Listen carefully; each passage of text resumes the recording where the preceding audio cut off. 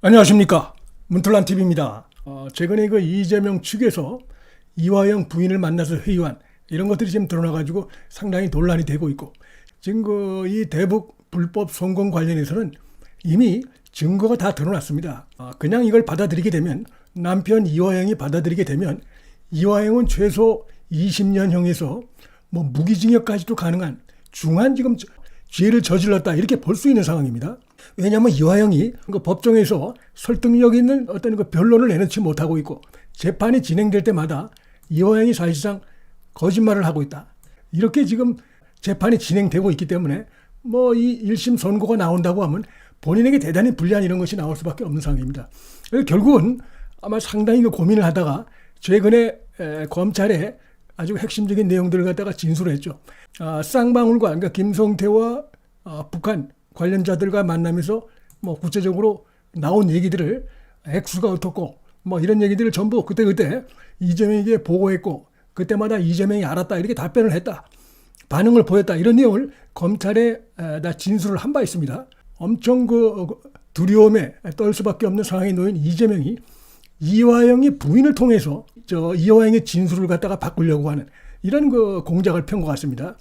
그래서 지금 이화영 부인이 자필 탄원서라고 해가지고 냈는데, 그 내용을 보면 자기 남편이 지금 어떤 입장에 있는가, 이거보다는 이재명과 민주당을 더 생각하는 듯한, 이렇게 돼 있어서 도저히 이해할 수가 없다. 여러 가지 그 의문부호가 지금 꼬리에 꼬리를 물고 있는데, 이화영 부인이 자신의 남편 이화영의 변호인단 해임 신고서를 제출했다는 겁니다. 이것도 매우 수상합니다. 이걸 보게 되면 지금 이재명 측에서 집요하게 온갖 지금 방법을 다 동원하고 있는데, 처음에는 자필 탄원서가 나오고, 두 번째는 이화영의 옥중 편지가 나오고, 이제 세 번째로 이화영 부인을 통해서 아예 변호인단까지 바꾸자, 이렇게 이화영 부인을 꼬드긴 것 같습니다. 그래서 이화영 부인이 변호인단 해임 신고서를 제출했다고 하는데, 이건 이제 결국 민주당 측에서 자기들이 변호인을 대신 물색해 주겠다, 이렇게 조건을 제시했을 가능성이 높습니다.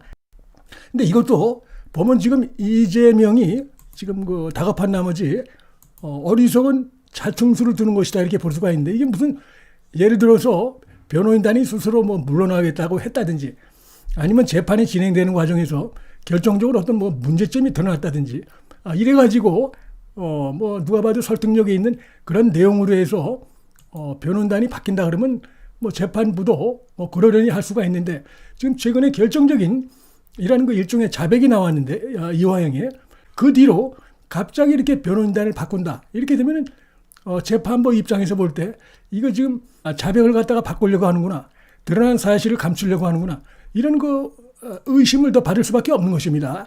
그런데 그런 점에서 볼 때 이재명 측의, 민주당 측이 생각이 지금 굉장히 다급하다 보니까 지금 헛발질을 계속하고 있다, 이렇게 생각이 됩니다. 완전히 이재명 민주당과 딱 선이 닿는 확실한 정치 변호인들을 갖다가 교체하겠다, 이런 의도로 보입니다. 그만큼 좀 불안하다, 이재명이 불안하다, 이걸 보여주는 것으로 볼 수가 있는데, 계속해서 지속적으로 지금 이재명이 이화영을 압박하고 회유하고 있다, 이렇게 볼 수가 있겠습니다. 이게 변호인들 법정에서 재판장에게 좋게 보일 리가 없습니다. 이 시점상으로 보면 매우 오히려 수상한 점을 오히려 보이고 있는 그런 것이기 때문에, 그래서 말로는 뭐 검찰에 대한 유화적인 대응을 했다, 변호인이 이런 식으로 얘기를 하고 있습니다. 글쎄요, 재판부가 판단할 것이지만 무조건 뭐 변호인이 부인만 한다고 해서, 전부가 아니올시다만 한다고 해서 그 피고인에게 도움이 되나? 그렇지 않습니다. 다 증거가 지금 분명하게 드러나 있기 때문에, 그런 상황에서 무조건 부인하게 되면 오히려 그 재판부로부터 찍히는 겁니다.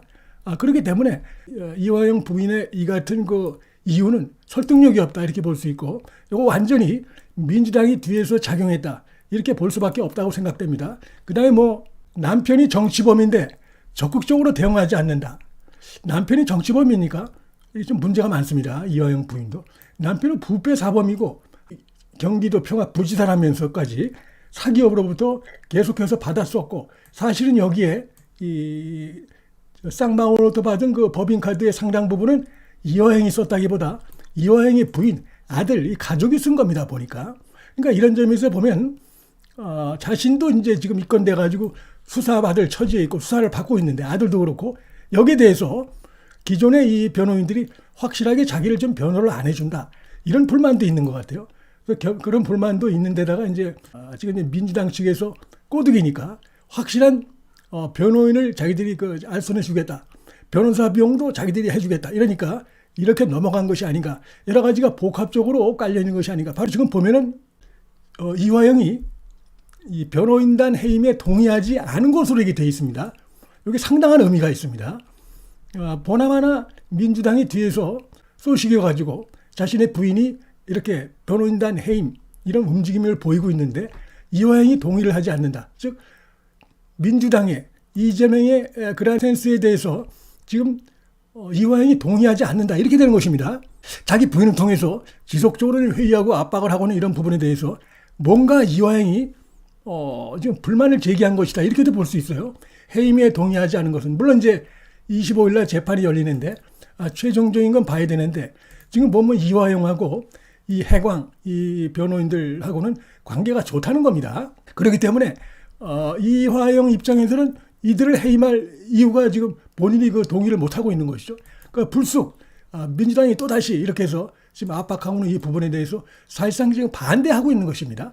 그렇기 때문에 이런 걸 봤을 때 이재명과 이화영과 이재명 사이에서 이 부인을 놓고 지금 갈등이 빚어지고 있는 양상이 아닌가. 자, 이렇게도 충분히 볼 수 있는 상황입니다. 법률상 피고인 당사자가 이화영이 동의하지 않는 변호인 해임은 효력이 없습니다. 그래서 이게 지금 여기에서도 지금 갈등이 있는 것으로 이렇게 나타나고 있는데, 자, 도대체 이화영 부인이 민주당 측에 의해서 이재명 측에 의해서 속고 있기 때문에 지금 이러고 있는 것인가? 아니면 다른 이유가 있는 것인가? 또 이화영 입장에서는 바로 그 부분, 다른 이유로 인해서 지금 이제 부인이 저렇게 나오는 행동에 대해서 뭔가 지금 제동을 건 것이 아닌가? 이런 생각이 드는데, 일각에서 얘기되고 있는 내연녀, 지금 이제 이화영 재판 과정에서 문모 씨라고 하는 여성 카드를 갖다가 자기가 뭐 썼다 이라고 주장하면서 완전히 그 이화영 편을 들고 그다음에 주말에 무슨 뭐 자주 이렇게 둘이 등산을 다녔다 그 목격자까지 나오고 뭐 이런 일이 이제 법정에서 드러났는데, 그래서 지금 이화영의 어떤 그 뭐 내연녀가 아니냐 문모 씨가 이런 그 보도도 쭉 이어져 왔어요. 그래서 이화영 부인이 바로 그 문모 씨 이런 부분 때문에 자기 남편에 대해서 상당히 좀 뭔가 이 불만을 제기하고 있는 게 아니냐. 그래서 겸사겸사해서 남편보다 이재명 편을 든 듯한 민주당 편을 든 듯한 이런 지금 스탠스를 보이는 게 아닌가. 이렇게도 생각이 되고 있습니다. 그래서 그런 점들이 오히려 이화영 입장에서는 불쾌하게 다가갈 수도 있죠. 왜냐하면 자기는 지금 재판이 지금 진행 중인 상황을 쫙 보면은 완전히 빠져나갈 수 없는 상황이 되어 있습니다.